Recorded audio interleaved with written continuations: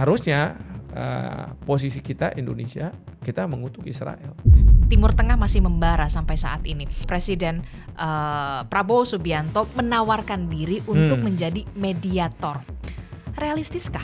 Kita mau menjadi mediator, ini agak tersandera juga kita untuk di dalam negeri. Ya, tersanderanya? Tersanderanya karena kita tidak secara tegas mengutuk Israel. Ya, sama sekali tidak realistis. Kalau menurut saya. Bagaimana kemudian harus disikapi oleh Presiden Prabowo Subianto untuk kemudian mengkaji ulang lagi atau seperti apa di member BOP ini? Nah, sekarang sudah muncul keinginan bahwa Indonesia sebaiknya keluar. Kalau dari kacamata Anda? Ya memang seharusnya keluarlah, sudah waktunya ya. Karena dari analisis saya, sebenarnya BOP ini untuk melanggengkan penjajahan Israel di Gaza, di Palestina. Dan itu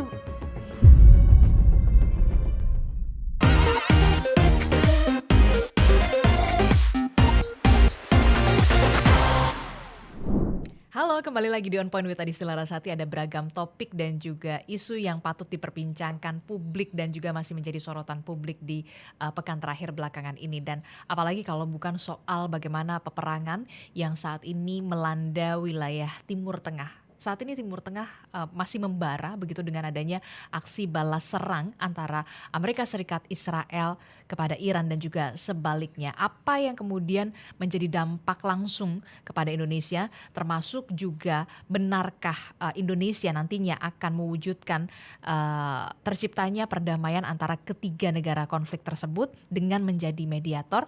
Kami hari ini mengundang salah satu narasumber yang kemudian akan membahasnya ini, mengupas secara tuntas di On Point with Adisty Larasati. Kita sudah kedatangan narasumber bersama dengan guru besar hukum internasional dari Universitas Indonesia, Prof. Hikmahanto Juwana. Assalamualaikum, Prof. Waalaikumsalam Adisty, terima kasih nih diundang di podcastnya. Iya, terima kasih juga sudah datang untuk pertama kalinya ya, Prof. Pertama berarti kali. Ya. Iya, Prof, ini kalau kita lihat ya, perang masih belum ada eskalasi, trennya menurun ya. Soal Amerika Serikat, Israel, Iran begitu ya. Timur Tengah masih membara sampai saat ini. Tentu kita berharap tidak mau ini berkepanjangan. Betul. Dampak kemanusiaannya luar biasa. Nah, kemudian di tengah eskalasi yang masih belum menurun, Indonesia dalam hal ini adalah Presiden Prabowo Subianto menawarkan diri untuk menjadi mediator antara ketiga negara konflik itu untuk berdamai lah ya istilahnya. Realistiskah? Kalau sekarang tidak realistis. Mengapa tidak realistis? Karena secara psikologis negara-negara yang saat sekarang berperang itu ada keinginan bahwa perang ini terus berlanjut karena sebentar lagi dalam perspektif masing-masing perang akan selesai dan mereka yang akan menang.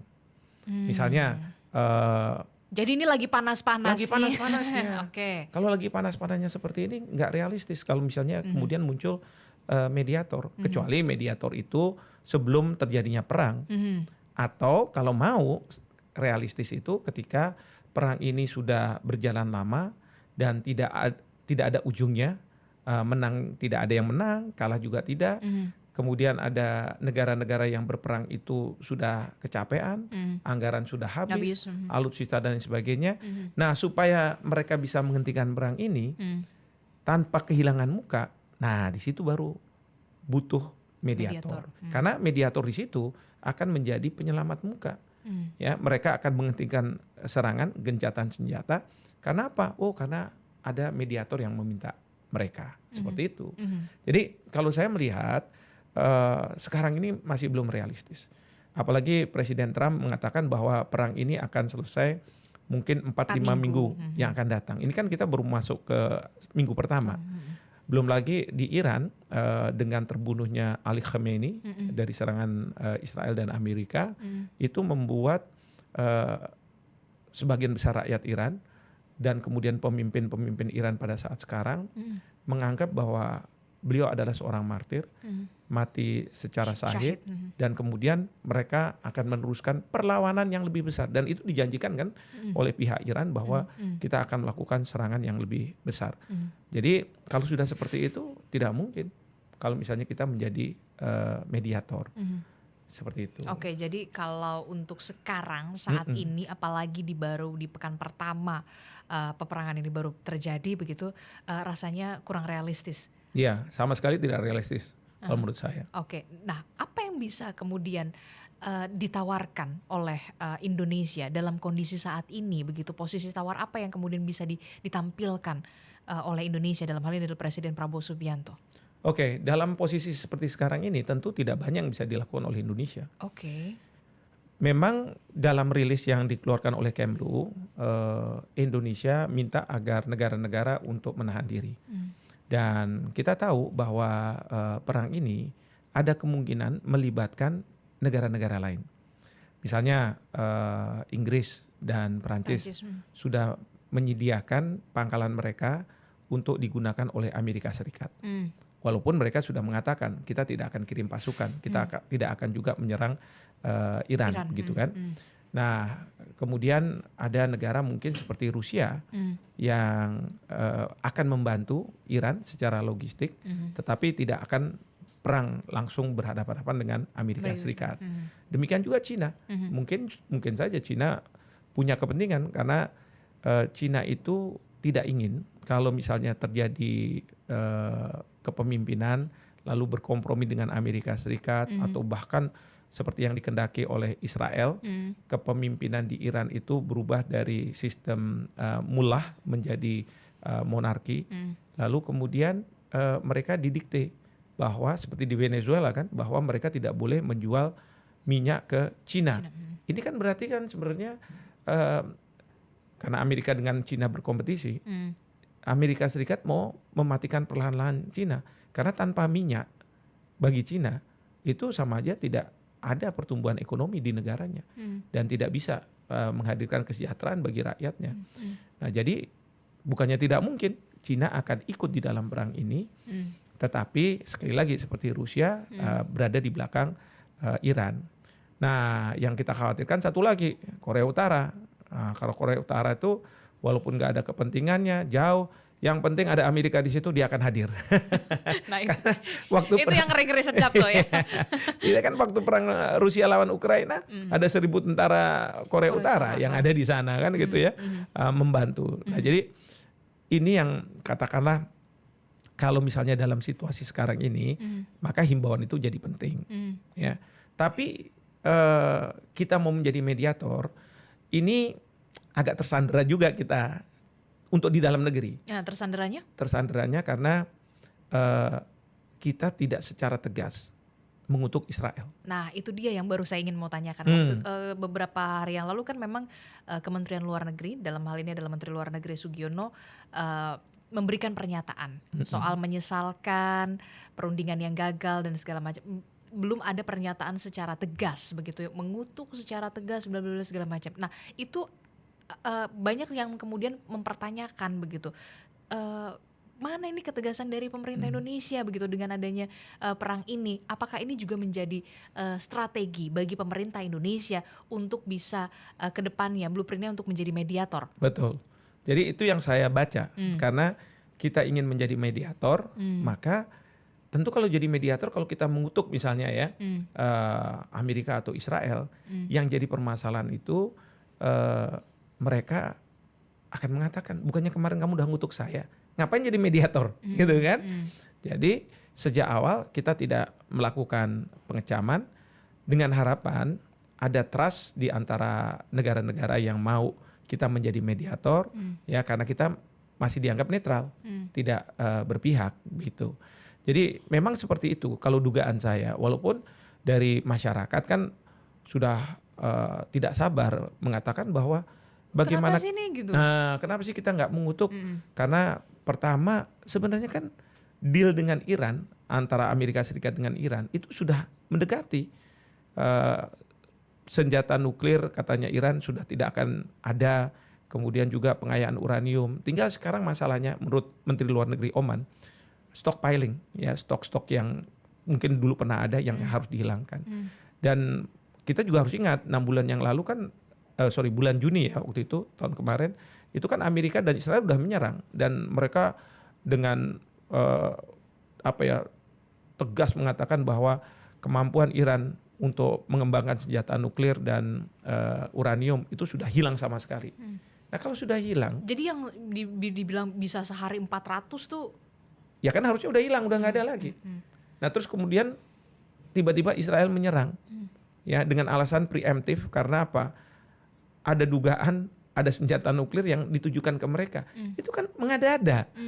Jadi publik di Indonesia mungkin mengatakan bahwa ini nggak benar nih.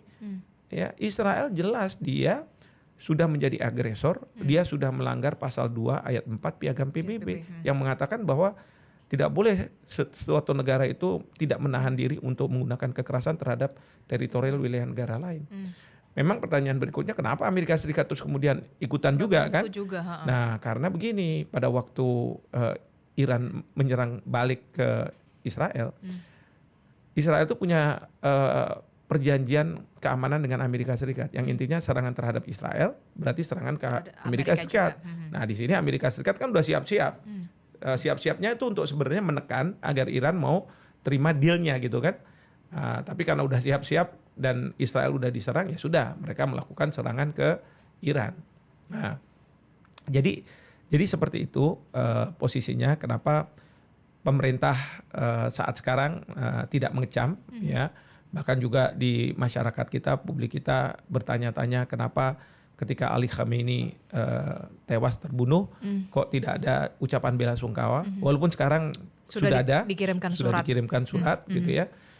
Sementara Ibu Megawati juga sudah menyampaikan bela sungkawa dan lain sebagainya.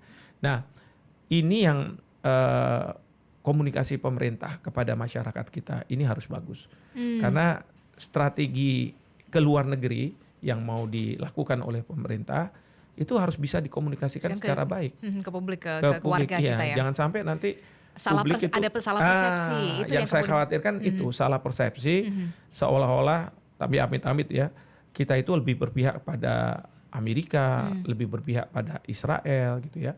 Termasuk nanti ketika katakanlah kalau kita memang dipercaya, karena ini kan kita menawarkan, tapi bergantung dong kepada pihak-pihak yang berperang, percaya nggak sama Indonesia untuk jadi mediator.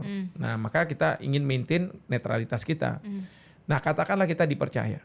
Pertanyaan berikutnya adalah apakah kita harus bernegosiasi juga sama Israel, ya, karena kita kan nggak punya hubungan diplomatik, dan tentu Bapak Presiden juga harus berpikir bagaimana reaksi dari publik di Indonesia, karena yang jelas dalam situasi seperti ini publik di Indonesia cenderung ya mayoritas menyalahkan Israel, sentimen negatif. Ya, dan ini tentu bisa-bisa akan menggerus legitimasi dari Bapak Presiden, approval rating dari Bapak Presiden, ya, yang tentu harus dipikirkan.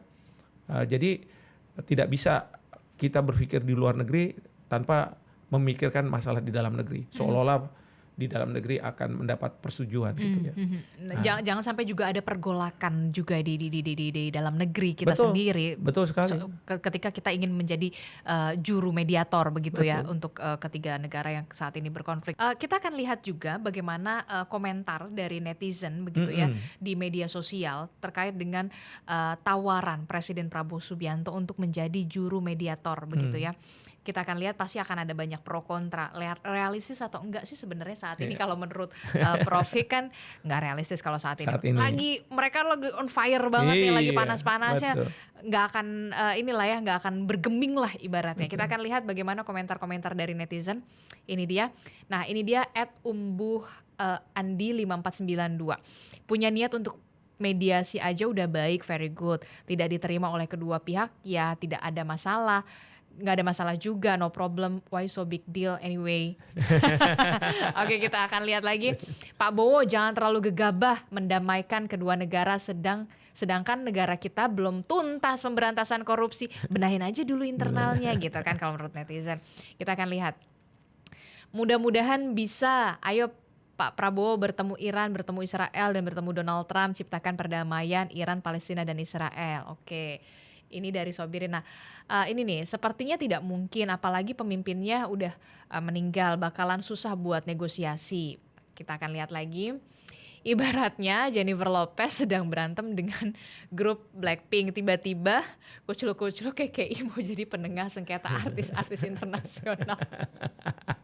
Ada analoginya Nah juga ini ya. kata netizen ya, ini kata netizen ya, gitu kan. Nah itu dia, ini gimana nih, banyak sekali komentar-komentar netizen pro dan juga kontra begitu. Iya. Loh kok ucul-ucul tiba-tiba ada mau jadi mediator gitu Iya, kan. Nah iya. bagaimana Anda menanggapi ini? Ya pasti kalau di era digital ini siapapun boleh berbicara ya dengan perspektif masing-masing gitu ya. Tapi kalau menurut saya pemerintah tentu harus realistis ya. Pertama adalah penawaran kita sebagai mediator, saya harus sampaikan bahwa itu juga menyandera posisi kita untuk tidak mengutuk Israel atau untuk mengutuk Israel gitu kan. Jadi itu kita tersandera juga dengan sikap kita gitu kan. Seandainya kita tidak menjadi mediator, mungkin kita akan lebih bebas untuk mengatakan oh ya kita kutuk. Ini aja berkaitan dengan BOP ya, Board of Peace ya. Nah itu dia, ini kan juga jadi banyak juga desakan ya, Iya. desakan dari dalam negeri sendiri untuk kemudian ada exit plan begitu. Iya. Nah ini bagaimana kemudian harus disikapi oleh Presiden Prabowo Subianto untuk kemudian mengkaji ulang lagi atau seperti apa di member BOP ini? Iya, kan memang ketika Bapak Presiden sudah tanda tangan di Davos, itu sebenarnya kita sudah jadi anggota. Kecuali kalau nanti pada saat proses pengesahan ke DPR menolak, maka kita bisa keluar dari BOP ini. Nah, kita tahu pada waktu itu ada reaksi juga dari publik pada waktu tanda tangan itu. Tapi kan kemudian Bapak Presiden mengundang tokoh-tokoh ormas Islam, organisasi Islam ya seperti Muhammadiyah, PBNU dan lain sebagainya. Kemudian hari berikutnya juga praktisi luar negeri, mantan Menlu, pengamat dan lain sebagainya. Dan setelah pertemuan itu kan mengatakan bahwa udahlah Indonesia ada tetap di BOP karena tidak ada pilihan lain seolah-olah untuk membuat Palestina ini damai terus kemudian menuju ke kemerdekaannya. Tapi harapannya begitu. Harapannya begitu kan, tapi ada caveatnya. Caveatnya tuh ya tapi kalau misalnya nanti ternyata tidak bagus, tidak baik, tidak produktif, maka kita sewaktu-waktu bisa keluar. Nah, oke, masyarakat tadinya sudah mulai ya sudah mungkin mereda. Tapi ketika Israel menyerang Iran, ya, kemudian bersama dibantu oleh Amerika. Amerika Serikat. Nah, ini muncul lagi di publik. Tunggu dulu. Katanya Amerika Serikat. Kemudian kan Israel join ke BOP setelah Davos itu mau menghadirkan perdamaian dan itu tidak hanya di Gaza. Tidak sesuai dengan resolusi 2803. 2803 tuh sebenarnya BOP itu untuk di Gaza saja. Dan masa tugasnya cuma 1 tahun sampai 2027. Tapi kalau kita lihat di piagamnya, itu bisa di areas affected by conflicts or threatened by conflict. Jadi bisa di mana aja. Iya kan? Nah, bagaimana negara bahkan chairman-nya itu dari Amerika Serikat, Donald J. Trump yang di atas kepala negara, kepala pemerintahan, itu kita bisa percaya kalau dia juga menyerang Iran kan begitu. Nah, memang pasti dia mengatakan bahwa ya perdamaian kan bisa kita wujudkan dengan melakukan kekerasan supaya mereka tunduk akhirnya damai. Tapi saya yakin publik kita tidak akan terima. Nah, sekarang sudah muncul keinginan bahwa Indonesia sebaiknya keluar. Kalau dari kacamata Anda? Ya memang seharusnya keluarlah, sudah waktunya ya. Karena dari analisis saya, sebenarnya BOP ini untuk melanggengkan penjajahan Israel di Gaza, di Palestina. Kenapa saya berani mengatakan seperti itu? Karena saya lihat nih ya, pada waktu Presiden Trump sudah terpilih tapi belum dilantik, dia mengutus orangnya Steve Witkoff ke Timur Tengah. Dan Steve Witkoff punya ide, 2 juta rakyat di Gaza. Pada waktu itu kan udah diserang nih sama Israel. Supaya Israel tidak mendapat kecaman kritikan dari dunia internasional, dia mengatakan 2 juta orang di Palestina dikeluarkan. Ya kan? Tadinya Indonesia juga termasuk yang senang kan. Oh, alhamdulillah, wah solidaritas.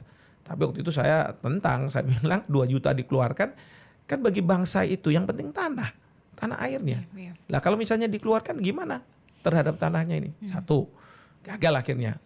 Terus kemudian yang berikutnya adalah 1.000 orang yang terluka di Gaza itu akan dikeluarkan, ya kan? Indonesia termasuk salah satunya. Tapi waktu saya lihat di media Israel, ini rupanya idenya dari Israel, karena Netanyahu bilang sama kepala Mossadnya David Barnea, mengatakan bahwa udah segera ngomong sama Steve Witkoff, dan Steve Witkoff ngomong sama Presiden Amerika, dan Presiden Amerika ngomong sama negara termasuk Indonesia, 5 negara termasuk Indonesia yang mau menerima, kasih insentif. Wah, di situ saya agak ngomel, saya bilang lah lagi kan.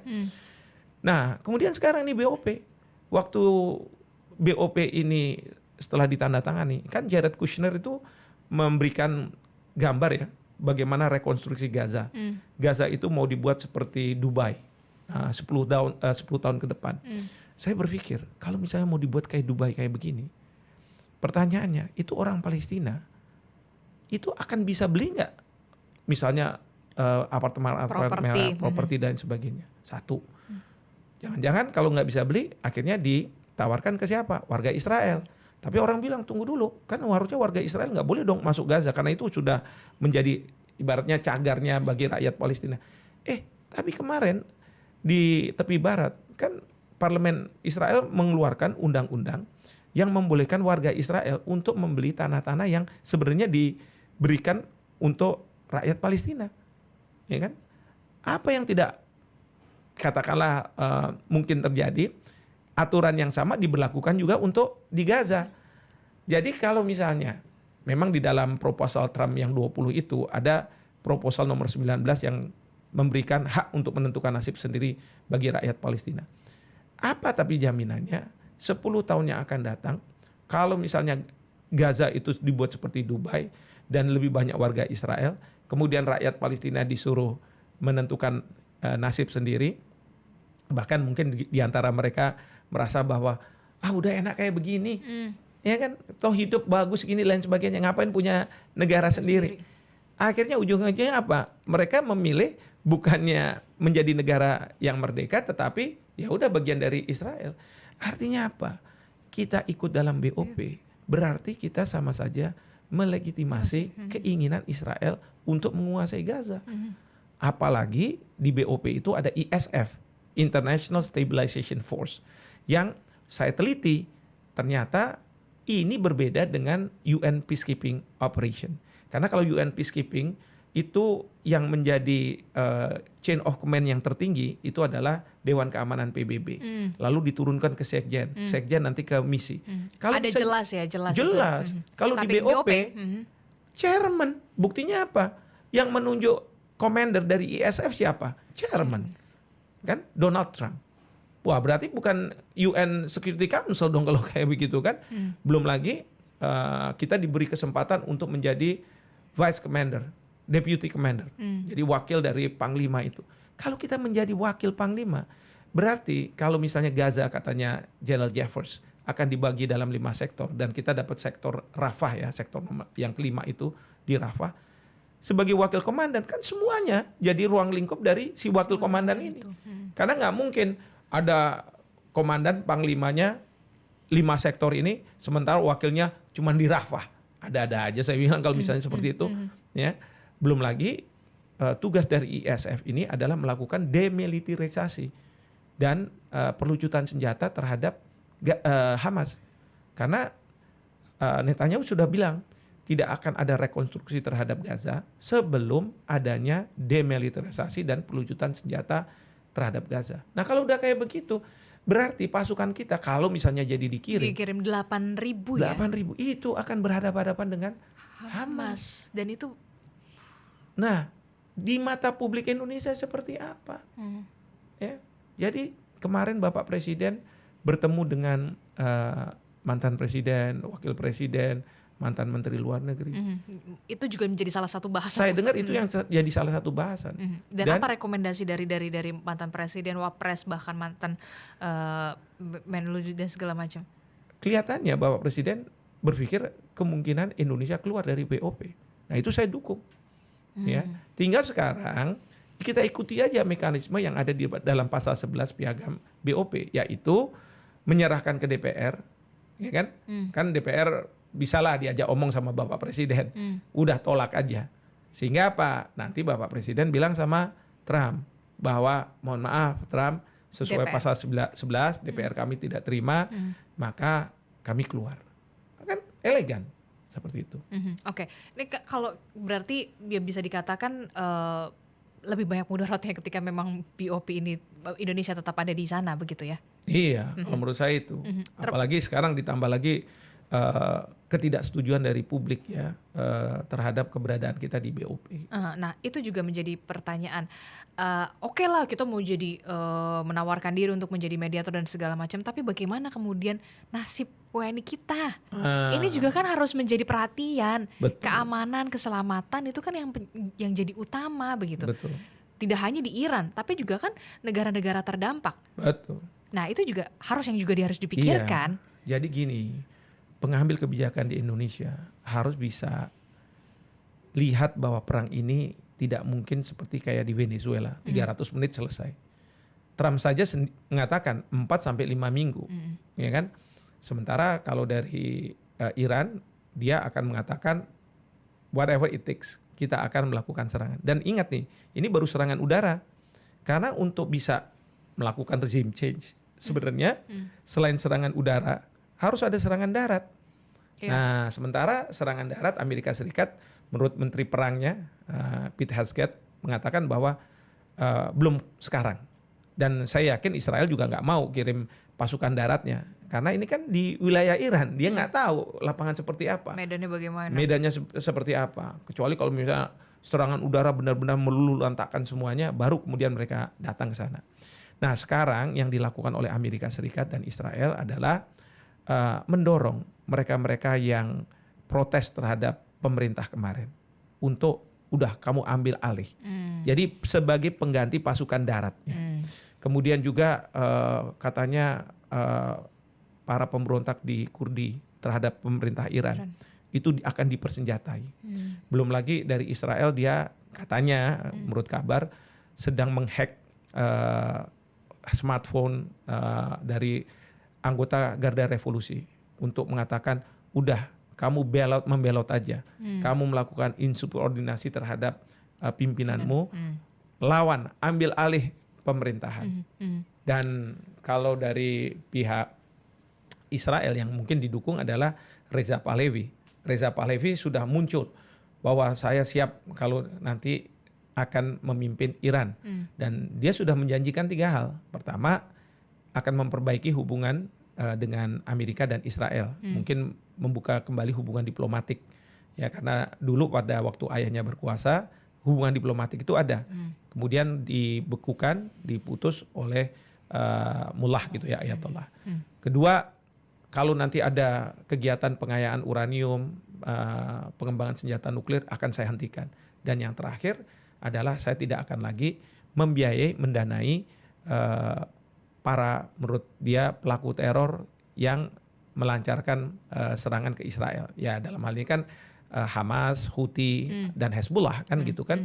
Nah ini yang sebenarnya diinginkan oleh Israel. Walaupun kalau Amerika Serikat setelah Ali Khamenei meninggal, maka penggantinya nih sekarang kan putranya nih yang Mujtaba yang akan menggantikan. Nah kalau misalnya Mujtaba mau menerima tuntutan Amerika Serikat, ya maka Amerika Serikat akan menghentikan serangan. Sama kan seperti wakil presiden di Venezuela, dia didikte dan lain sebagainya. Tapi kalau Anda melihat Mujtaba ini apakah? Nah menurut saya justru dia akan lebih militan. Jadi dengan tewasnya Ali Khamenei oleh Amerika dan Israel, justru rakyat Iran menganggap bahwa beliau ini adalah seorang martir, mati syahid, yang harus dibalas ya kematian itu. Maka intensitas serangan itu akan tinggi. Nah oleh karena itu pengambil kebijakan di Indonesia jangan menganggap bahwa ini sebentar lagi selesai. Jangan. Kita harus bisa melihat bagaimana perang ini ketika berkepanjangan. Nah, apa yang harus diantisipasi? Betul. Apa bagaimana yang harus dimitigasi? Kalau misalnya Selat Hormuz tetap ditutup oleh Iran, kan begitu kan? Walaupun kemarin Menteri Bahlil sudah mengatakan 25% akan impor ke Amerika Serikat. Ya, tapi satu titik, Amerika Serikat juga dia akan bilang banyak negara yang butuh. Dia dan mungkin mereka akan datang ke Amerika Serikat. Jadi kita harus ya bersaing, sama aja waktu kita kena COVID itu bersaing untuk dapat vaksin, ya, bahkan APH terus kemudian masker dan sebagainya, kan kita berebut sama negara-negara banyak. Itu artinya Indonesia ketika nanti kita nggak mau lah ini berkepanjangan, amit-amit ya berkepanjangan. Tapi kalau memang ini akan berkepanjangan lebih dari 4 minggu, apa yang harus disiapkan backup plan-nya buat Indonesia, utamanya soal energi? Iya. Nah itulah yang harus dipikirkan. Ini kan harus dana dong, dananya kita harus siap. Ya Pak Bahlil bilang kalaupun terjadi apa-apa, kita nggak dapat pasokan, kita hanya bisa bertahan 20 hari, ya kan? Artinya apa? Katakanlah kita nggak dapat pasokan nih misalnya, sementara Trump bilang 4 minggu sampai 5 minggu, berarti kan bisa-bisa kekurangan pasokan nih kita. Satu, belum lagi kita akan menghadapi Hari Raya Idul Fitri.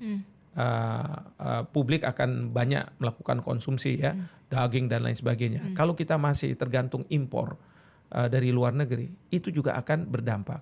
Belum lagi tadi tekanan APBN, karena Pak Purbaya udah bilang kita aman, nanti kita dikit-dikit kesana kesiniin lah mata anggaran ini dan sebagainya untuk bisa menutup itu. Iya, kalau misalnya dalam waktu yang sangat dekat, ya. Tapi kalau misalnya jangka panjang gimana nanti? Bagaimana kalau misalnya investor tidak mau berinvestasi? Karena apa? Adanya ketidakpastian. Kalau perang ini kan membuat ketidakpastian. Semua negara lagi menahan diri nih. Betul, wait and see, ya kan?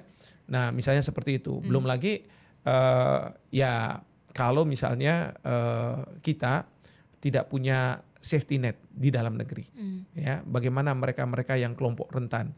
Ya, kalau ada yang mengatakan ini nanti ibu-ibu nggak dapat gas lagi nih, gimana ini?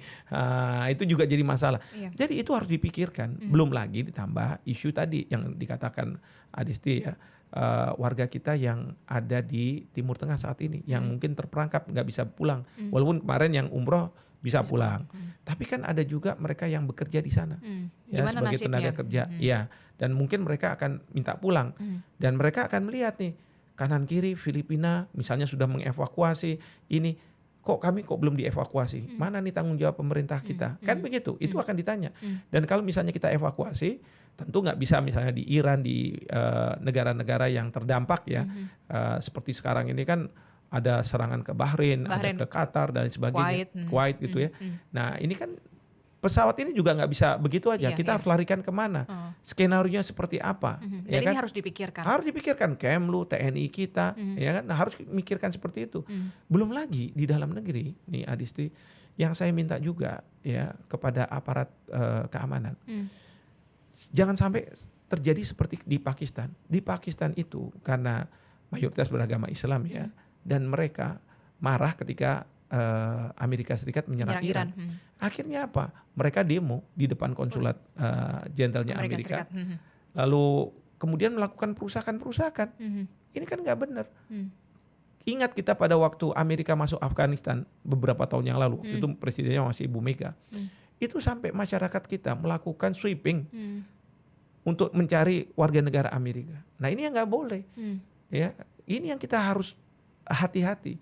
Bahkan saya minta nih kepada pemerintah, ketika mau menyampaikan sesuatu ke masyarakat, atau misalnya di podcast, atau misalnya di media berdebat gitu, ya, jangan sampai mereka itu dikesankan, dipersepsikan oleh publik kita, kok mereka lebih pro terhadap Amerika, terhadap Israel ketimbang terhadap Iran. Karena apa?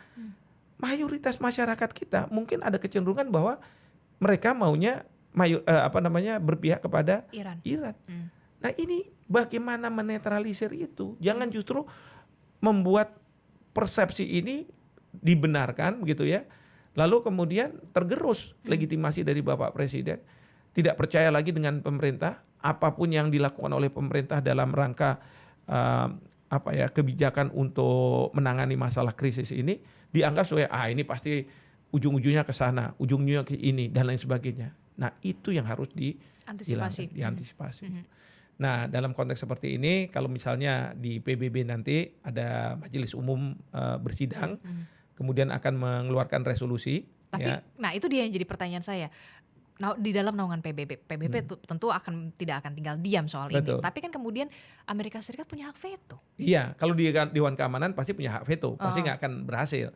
Tapi makanya di Majelis Umum, di mana satu negara punya satu suara kan. Nah, biasanya ada yang akan membuat draft resolusi. Nah, tentu mungkin draft resolusi itu misalnya akan mengutuk Israel, ya, karena Sekjen PBB juga sudah agak keras mengutuk Israel, gitu ya. Kalau misalnya ada resolusi seperti itu, kita nggak bisa ikut-ikutan nih, ya kan? Karena apa? Kita mau jadi mediator, kita mau jadi netral. Jadi itu yang saya maksud dengan kita dengan keinginan untuk menjadi mediator itu, kita akan tersandera terkait dengan apa yang sebenarnya kalau kita tidak jadi mediator gitu ya, kita lebih bebas. Nah, kalau menurut Anda lebih baik jadi mediator atau lebih sesuai dengan ini bebas aktif? Ya, sebenarnya ya kalau saya melihat peristiwa-peristiwa perang sebelumnya ya, Ukraina waktu diserang sama Rusia, terus kemudian waktu bahkan Iran dengan Amerika bulan Juni lalu juga serang-serangan gitu ya sama Israel. Saya pada waktu itu dalam posisi ya udah kita lebih baik tidak mengutuk karena kita ingin menjadi mediator. Ingat kan waktu itu Presiden Jokowi jadi ketua G20. Nah, Presiden juga sempat ke Ukraina. Ya, ke Ukraina kan, kemudian ke Rusia. Padahal waktu itu Indonesia sebagai co-sponsor dari resolusi Majelis Umum PBB yang mengutuk Rusia. Kan jadi aneh jadinya kan gitu ya. Nah, saya sih cenderung mengatakan sebenarnya pada waktu itu bagus. Tapi kalau yang sekarang, untuk case yang sekarang ini agak beda. Karena yang saya tadi katakan, dealnya sudah hampir terjadi.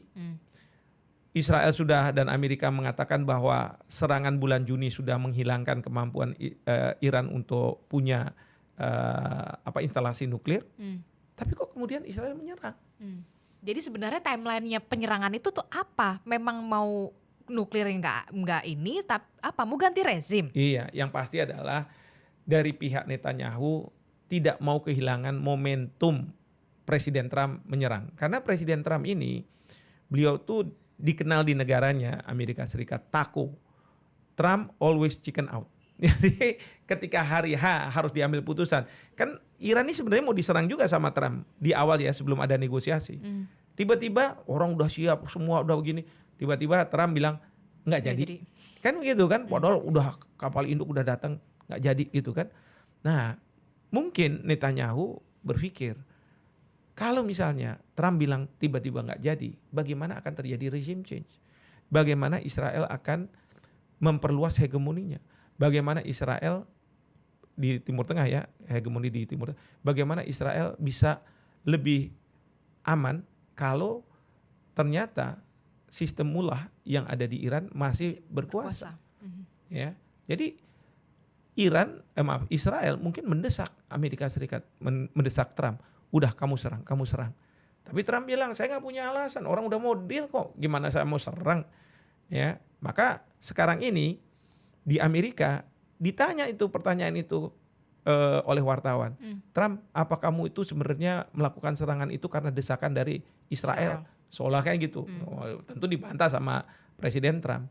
Tapi ya saya menduga bahwa memang ada desakan dari Israel, lalu Trump mengatakan karena saya nggak punya basis yang kuat untuk menyerang, udah gini aja kamu yang menyerang. Nanti kalau misalnya Iran menyerang balik, baru atas dasar perjanjian keamanan kita saya serang Iran. Itu yang terjadi. Itu. Makanya saya katakan harusnya posisi kita Indonesia kita mengutuk Israel. Oke, termasuk juga pola pola penyerangan itu juga menjadi pertanyaan begitu ya. Ketika Iran itu menyerang pangkalan militer Amerika Serikat dan segala macam, termasuk juga ke Israel. Tapi kenapa kemudian Amerika Serikat dan juga Israel seperti randomly aja fasilitas publik, rumah sakit, sekolah, begitu ya, properti, apartemen di Iran. Sebenarnya menurut hukum humaniter internasional nggak boleh, ya nggak boleh. Tapi pasti mereka akan bilang bahwa ini namanya collateral damage, bukan sasaran yang dituju, tapi terkena.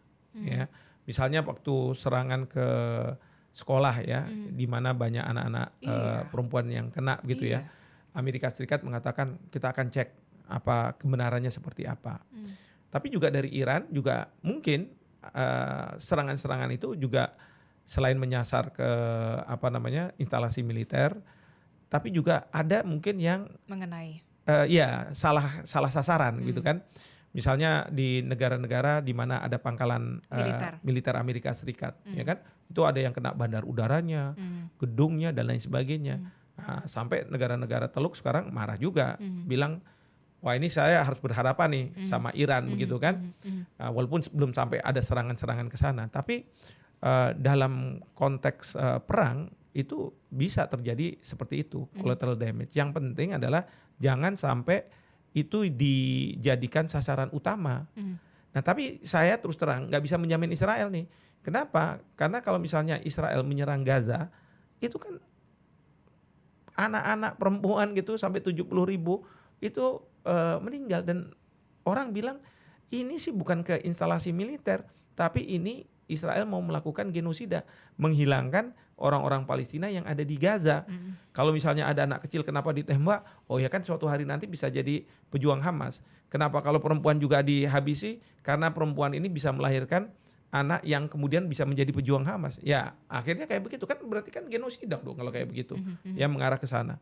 Nah jadi ini yang kita juga perlu pahami dalam konteks hukum perang itu dalam perang itu hukum perang itu sebenarnya ada dan harus dipatuhi. Kalau tidak ya mereka dianggap sebagai pelaku kejahatan perang seperti itu. Oke, kalau menurut Anda dari perspektif Anda melihat bagaimana eskalasi yang sampai saat ini belum juga ada trennya menurun.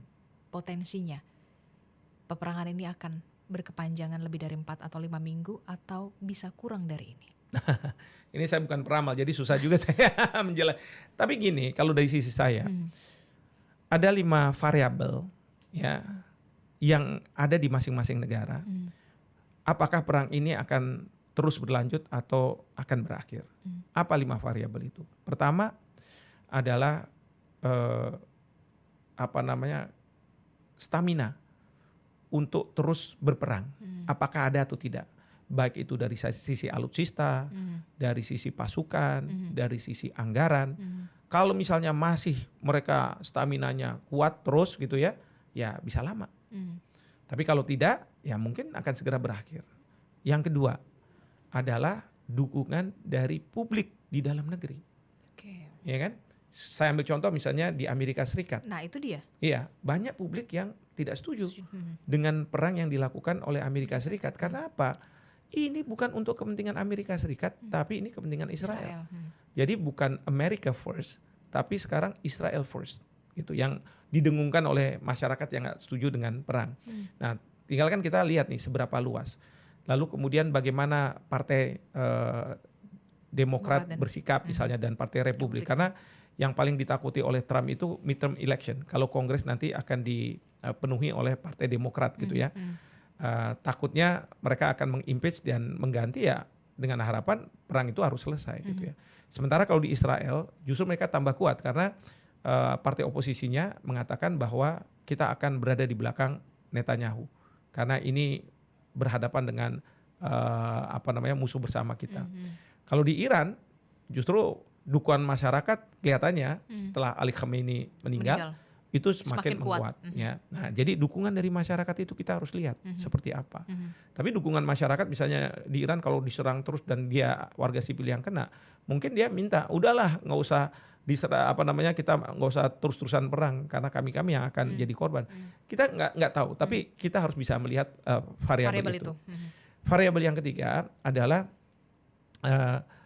bagaimana sikap dari negara-negara di sekitar. Ya, kalau misalnya negara-negara seperti Inggris, tadi kita bahas ya, Perancis mau mendukung gitu ya. Bagaimana nanti Rusia, bagaimana nanti Cina. Nah, karena kalau misalnya mereka semua terlibat, banyak negara yang terlibat, maka perang ini akan lebih panjang lagi dan akan lebih eskalasinya lebih besar dan melibatkan banyak negara. Seperti itu. Nah, kemudian yang keempat adalah, nah ini yang penting nih. Ada nggak yang mau jadi mediator? Nah, kalau udah mulai panjang ya, kalau misalnya nggak ada yang mau jadi mediator, kan nggak mau masing-masing kehilangan muka. Jadi ya perang ya terus walaupun ya kayak Rusia dengan Ukraina kadang-kadang diserang, kadang-kadang enggak gitu, panjangnya enggak, on off gitu kan. Nah seperti itu. Jadi ini mediator nih penting. Ya. Dan yang terakhir, kelima. ya kalau yang terakhir ini ya sebenarnya bagaimana dari sikap dunia, ya kan? Karena begini, tentu perang yang ada ini akan berdampak tidak hanya ke negara, level negara, tapi ke level rakyatnya, rakyat dunia. Ya, mungkin misalnya ada warga Amerika, warga Israel datang ke Indonesia atau ke negara tertentu, mereka marah sama Trump atau sama Netanyahu, tapi dilampiaskan ke warganya. Demikian juga dari negara lain marah sama Iran, yang nggak tahu apa-apa, yang nggak tahu apa-apa. Mungkin Islam fobianya akan lebih tinggi lagi karena mengidentikan bahwa Iran itu adalah Islam, begitu kan? Nah, ini kan membuat kemudian ya saya nggak tahu ya, reaksi yang sangat luar biasa dari masyarakat dunia. Masyarakat bukan dalam konteks negaranya ya, tapi secara keseluruhan. Dan ini yang akan menentukan perang ini seperti apa. Kita tidak ingin bahwa perang ini sampai level ke masyarakat, terus di antara masyarakat terjadi konflik horizontal, ya, yang tidak bisa tertangani. Ya, ini sih sama aja kita sudah mengarah ke kiamat. Nah, ini yang harus dicegah.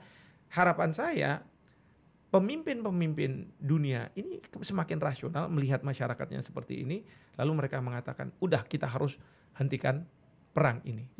Nah, saya nggak tahu nanti mungkin ada kali yang berani melawan Amerika Serikat atau misalnya melawan apa gitu ya, yang kemudian membuat sudah selesai.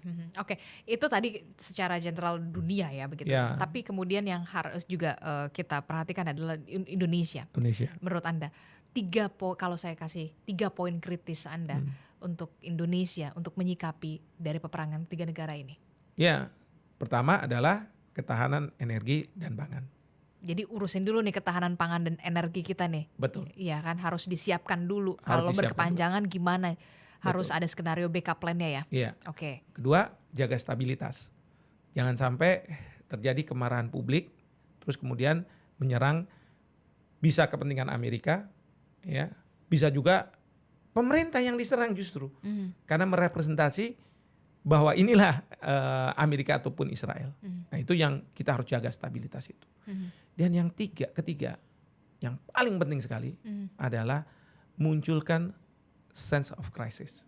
Sense of crisis. Ya, jangan sampai menganggap bahwa ini kayak business as usual. Nah, karena kalau pengambil kebijakan menganggap bahwa ini business as usual, mereka tidak bisa mengidentifikasi resiko, mereka tidak bisa memunculkan solusi untuk mengatasi resiko, dan tidak bisa menerjemahkan solusi itu ke dalam kebijakan, selesai sudah. Ya, kita justru yang chaos. Ya, perang di Timur Tengah, tapi kita akan chaos di Indonesia, dan itu saya tidak berharap itu terjadi. Tentu kita nggak ada satupun yang menginginkan perang ini akan berkepanjangan, karena dampaknya pasti ke manusia juga yang kemudian menjadi dampaknya. Terima kasih ya, Prof. Terima kasih. Hikmahanto Juwana. Nah, itu tadi perbincangan saya bersama dengan Prof. Hikmahanto Juwana begitu di On Point with Adistila Rasati. Terima kasih sudah menyaksikan. Nanti kita jumpa lagi di episode selanjutnya yang lebih menarik. Assalamualaikum.